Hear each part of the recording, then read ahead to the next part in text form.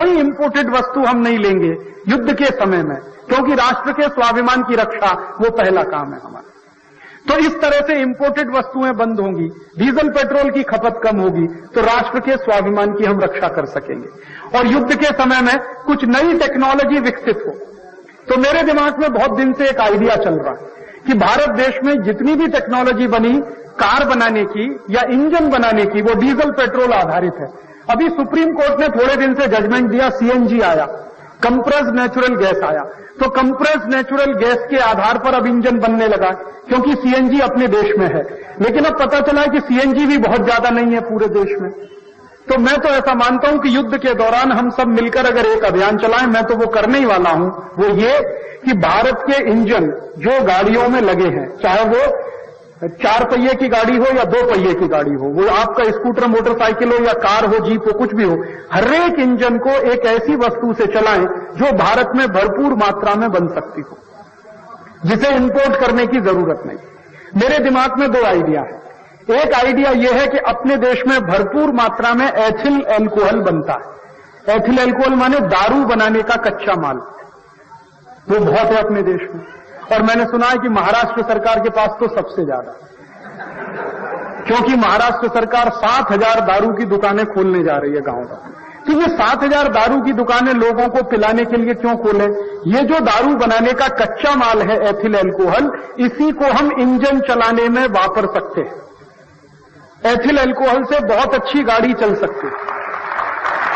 और मैंने चला के देखी। मेरे आईआईटी के कुछ मित्र जो रात दिन कुछ प्रोजेक्ट में काम करते रहते हैं ऑल्टरनेटिव टेक्नोलॉजी का, उन्होंने एक ऐसा इंजन डिजाइन किया है जो आपके एथिल एल्कोहल से बहुत अच्छे तरीके से चल सकता है। उसमें 60% एथिल एल्कोहल वापरते हैं, 40% पेट्रोल वापरते हैं। तो 40% पेट्रोल तो देश में पैदा ही होता है, तो वो अब ले लें और बाकी एथिल एल्कोहल ले लें। और एथिल एल्कोहल का कंजम्पशन डीजल पेट्रोल की जगह अगर होने लगे तो दारू पीने वालों की शामत आ जाए, माने मिले ही नहीं दारू कहीं, तो दारू पीने वाले भी कम हो जाए। और एक और रास्ता मेरे पास है। मैंने एक और थोड़े क्षेत्र में काम शुरू किया है। आप जानते हैं हर एक गांव में पशु हैं, गाय है, बैल है, भैंस है, घोड़े हैं, और उन पशुओं का गोबर भी है, उनका एक्सक्रीटा भी है, जिसको हम कुछ भी कहें, गोबर कहें, वेस्ट कहें, मल कहें, कुछ भी कहें। उस सभी मल में एक बहुत अच्छी गैस होती है, उसको मीथेन गैस कहते हैं। गाय का जो गोबर है ना, गोबर में मीथेन गैस है। बड़द का गोबर है, उसमें भी मीथेन है। ये जो मीथेन गैस है, ये बहुत काम की हो सकती है। मैंने अभी इस पे एक प्रयोग किया। आजादी बचाओ आंदोलन की एक छोटी सी लेबोरेटरी है छत्तीसगढ़ में, रायपुर जिला है। रायपुर जिले में एक अछोटी नाम का गांव है, वहां पर हमारा एक केंद्र चलता है, जहां पर हम कुछ साइंटिफिक एक्सपेरिमेंट करते रहते हैं। वहां मेरा एक मित्र है जो रात दिन कुछ एक्सपेरिमेंट में लगा रहता है, मैं भी जाता रहता हूं। तो अभी कई दिनों से हमारा दिमाग ये काम कर रहा है कि ये जो गांव-गांव में मीथेन गैस है, इससे चलाओ अपनी गाड़ी। तो अब हमने गाड़ी चलाने का एक्सपेरिमेंट तो सफलतापूर्वक पूरा किया और मीथेन से बहुत अच्छी गाड़ी चलती है। और हम वहां अछोटी गांव में अपने केंद्र की 4 पहिए की गाड़ी और 2 पहिए का स्कूटर दोनों मीथेन गैस से चलाते हैं। 1 पैसा भी डीजल और पेट्रोल हम नहीं वापरते और मीथेन गैस से दोनों चलते हैं। तो आप पूछोगे खर्च क्या आता है? मेरा जो स्कूटर वहां मीथेन गैस से दौड़ता है, वो स्कूटर 1 किलोमीटर जब चलता है तो खर्चा मात्र उसका 13 से 14 पैसा आता है। 1 किलोमीटर मात्र 13-14 पैसा। मेरी 4 पहिए की गाड़ी जब चलती है और मीथेन गैस से 1 किलोमीटर, तो उसका खर्चा 35 से 40 पैसा आता है बस। और यहां डीजल पेट्रोल से आप गाड़ी चलाओ, 1 किलोमीटर का खर्च कम से कम 2.5 से 3, 4, 5 रुपए तक आता। मेरा तो 25-30 पैसे में ही काम चल जाता। अब मैंने क्या शुरू किया है कि ये जो मीथेन गैस है, ये इसी इंजन में काम कर सकती है जो इंजन आपके पास है, एग्जिस्टिंग इंजन। उसमें कोई चेंज करने की जरूरत नहीं। बस उसमें प्रॉब्लम क्या आ रही है? प्रॉब्लम ये आ रही है कि वो मीथेन गैस को सिलेंडर में कैसे भरें, क्योंकि ओपन है, वो तो खुली हुई है। तो अभी हम लोग सारा रात दिन मगजमारी कर रहे हैं कि इसको सिलेंडर में कैसे भरें। तो मैंने एक छोटे सिलेंडर बनवाए, छोटे छोटे 1 किलो 2 किलो के। तो छोटे सिलेंडर में भरना आसान है, उसके लिए एक मशीन डिजाइन किया। वो मशीन उसी गांव में हमने लगवाई। 3.5-4 लाख रुपए में मशीन बनके तैयार हुई। उसका डिजाइन हम लोगों ने तैयार किया। अब वो मशीन क्या करती है? छोटे गैस के सिलेंडर भरती है। तो एक किलो, 1.25 किलो, 1.5 किलो का सिलेंडर स्कूटर में बड़े आराम से फिट होता है और स्कूटर उससे बड़े आराम से दौड़ता है। अब मैंने ये सोचा है कि ये काम अगर हम करें तो पूरे देश में बड़ी क्रांति हो सकती है। कैसे? हर एक गांव में मीथेन गैस है और इफरात में है, क्योंकि हर एक गाय में गाय, बैल, बकरी, घोड़े सब हैं, तो उनका वेस्ट भी है। वेस्ट है तो मीथेन गैस है, और वो वेस्ट तो बेकार ही पड़ा हुआ है। हम उसको ठीक से खड्डा खोद के डालें, गोबर गैस के प्लांट लगा लें, उसमें से मीथेन गैस का प्रोडक्शन हो, वो मीथेन गैस को सिलेंडर में भर लें, सिलेंडर में भर के हमारी गाड़ी में लगा लें, गाड़ी उससे दौड़ना शुरू करे, तो भाड़ में जाए डीजल और भाड़ में जाए पेट्रोल, अपने को क्या लेना देना नहीं। तो ये युद्ध अगर आया तो मेरी तैयारी इस बात की है कि हम इस दिशा में काम करेंगे। अपने को ना अमेरिका के साथ जाना है ना इस्लामिक देशों, अपने को अपना रास्ता बनाना है और अपना रास्ता इसी में से बनेगा। कोई लोग कहते हैं कि राजीव भाई आप क्या मानते हैं? मैं उनको कहता हूं कि हमें अमेरिका से आगे जाना है, हमें ये इस्लामिक देशों से भी आगे जाना। तो अगर उनसे आगे जाना है तो नया रास्ता बनाना होगा। उनके रास्ते पर चलकर आप उनसे आगे नहीं जा सकते। अगर आप उनको फॉलो कर रहे हो तो उनके पीछे ही चलेंगे, अगर आप उनको बाईपास करेंगे तो आप उनसे आगे निकलेंगे। तो ये बाईपास कैसे करेंगे?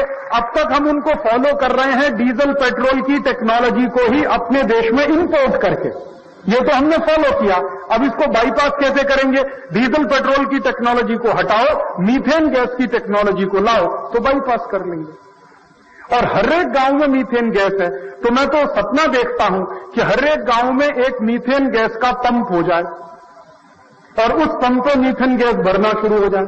तो गाड़ियों में सिलेंडर लगा दिए जाएं, जैसे हम डीजल पेट्रोल भरते हैं वैसे ही सिलेंडर फिट रहे, उनमें मीथेन गैस भरो, आगे चलो, दूसरा भरो, आगे चलो। तो सीएनजी गैस के पंप खड़े करने में सरकार को अरबों डॉलर का खर्च है, मीथेन गैस के पंप खड़े करने में ये खर्च नहीं आएगा।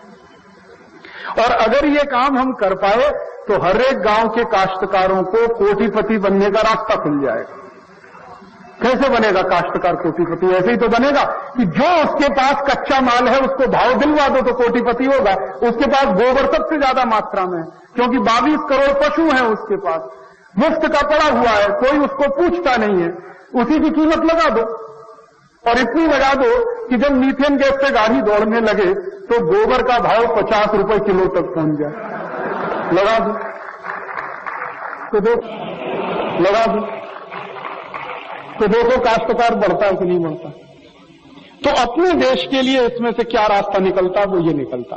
तो इसमें मैं फिर रिपीट करना चाहता हूं कि युद्ध अभी होगा, ये नहीं रुकेगा, क्योंकि अमेरिका बिल्कुल आमादा है। अमेरिका को मंदी दूर करनी है, वो अटैक करेगा। उस अटैक को रिटेलिएट करने के लिए इस्लामिक देश एक होंगे। उनमें हो सकता है 2-3 देश अमेरिका के साथ जाएं, बाकी सब एक साथ होंगे। ये भयंकर चलेगा। इस भयंकर युद्ध में करोड़ों लोग मारे जा सकते हैं, करोड़ों लोग मारे जा सकते हैं। उनमें आप कभी अफसोस नहीं करना कि आपके कोई भाई बंद मरे, क्योंकि अमेरिका में जो रह रहे हैं उनके मरने की चांसेस सबसे ज्यादा है। तो मैं तो आपको कहता हूं कि चिट्ठी लिख दो तुरंत। आपके जितने रिश्तेदार अमेरिका में कह रहे हो कह दो कि तुरंत भागा होगा। वो कहेंगे भाई बैंक अकाउंट को तो छोड़ के आ जाओ, भाई जिंदगी प्यारी है अभी, ये बैंक अकाउंट के चक्कर में मत फंसो। क्यों? युद्ध अगर शुरू हुआ तो आप ये जान लीजिए ना वॉशिंगटन सुरक्षित है ना न्यूयॉर्क सुरक्षित है, क्योंकि अमेरिका जिनको मारेगा उनके पास भी अमेरिका को मारने की शक्ति है, वो कमजोर नहीं है, और उनको अमेरिका की ही कंपनियों से वो शक्ति मिली, तो मारेंगे वो भी अमेरिका को। तो अमेरिका के भी कई देश, कई शहर निशाने पर हैं, यूरोप के भी शहर निशाने पर हैं, और उसमें लोग मरेंगे तो अपने भी लोग मरेंगे, क्योंकि 30-35 लाख हिंदुस्तानी अमेरिका में रहते हैं। तो इन हिंदुस्तानियों को कहो कि भाई बहुत खा लिया तुमने अमेरिका का डॉलर, अब आ जाओ। वो कहते ना लौट के बुद्धू घर को आओ, तो आ जाओ जल्दी, नहीं तो गए काम से। और काम से कैसे जाएंगे? वैसे काफी काम से तो चले गए। अमेरिका में मंदी है, मंदी में 66,000 .com कंपनियां बंद हो गई, तो 1.25 लाख हिंदुस्तानियों को निकाल बाहर किया उन्होंने, और उनका वीजा रिन्यू नहीं हो रहा, और वो तो कह रहे हैं कि भाग जाओ आप जल्दी से हिंदुस्तान। अब ये ही लालच में है जो वहां पड़े हुए हैं, वो इस लालच में कि शायद कल नौकरी मिल जाए, परसों नौकरी मिल जाए। तो आप उनसे कहो कि बहुत लालच हो गया, अब ज्यादा चक्कर में मत फंसो, जिंदगी बचानी है तो भारत में वापस आ जाओ। फिर पूछेंगे काम क्या है, तो अपने पास बहुत काम है, बुलाओ तो सही ना। ये मीथेन गैस का जो सिस्टम चलेगा इन्हीं में लगाएंगे ना सब। बहुत काम है अपने का, काम की कुछ कमी नहीं। क्योंकि जब ये सिस्टम चलेगा ना तो टेक्नोलॉजी बनेगी, डिमांड खड़ी होगी तो सप्लाई साइड लानी पड़ेगी, तो कई प्रोडक्शन यूनिट लगानी पड़ेगी, उसको कौन चलाएगा? यही लोग चलाएंगे। आ जाए तो काश्तकार तो कच्चा माल सप्लाई करेगा, ये उसकी टेक्निकल साइड संभालेंगे, और हो सकता है इसमें से कोई नई चीजें भी निकल आए। मैंने तो एक एथिल अल्कोहल की बात कही, मैंने तो एक मीथेन की बात कही, हो सकता है और 50 चीजें इसमें से निकल आए, क्योंकि जब एक नई रिसर्च शुरू होती है इनोवेटिव, तो वो 50 रास्ते खोलती है दुनिया में। एक रिसर्च शुरू होती है, बहुत सारे रास्ते खुलते हैं, तो अपने लिए भी रास्ते उसमें से खुलेंगे। तो जब युद्ध हो तो हमें हमारे देश के लिए स्वाभिमान की रक्षा करनी है, और स्वाभिमान की रक्षा करने के लिए हमें संकल्प लेना होगा। और वो संकल्प ये कि जैसे ही युद्ध शुरू हो, मैं आप सबसे विनम्र निवेदन कर रहा हूं, डीजल पेट्रोल का खर्च बिल्कुल खत्म करें। जो गाड़ियों से चल रहे हैं वो साइकिल पे आ जाए, साइकिल वाले साइकिल से चलें, नहीं तो पैदल चलें। जितना साइकिल और पैदल चलने का काम आप करेंगे, डीजल पेट्रोल का कंजम्पशन उतना कम होगा। और ये संदेश अगर अकोला शहर से गया तो मुझे बहुत खुशी होगी। अकोला शहर अगर ये संदेश दे पूरे देश को कि जैसे ही युद्ध शुरू हो, अकोला में हजारों लोग साइकिल पर आ गए, हजारों लोग पैदल आ गए, तो सारा देश देखेगा कि देखो ये अकोला वाले इतिहास बनाए। आप बनाइए इतिहास, आपके सामने बहुत अच्छा मौका।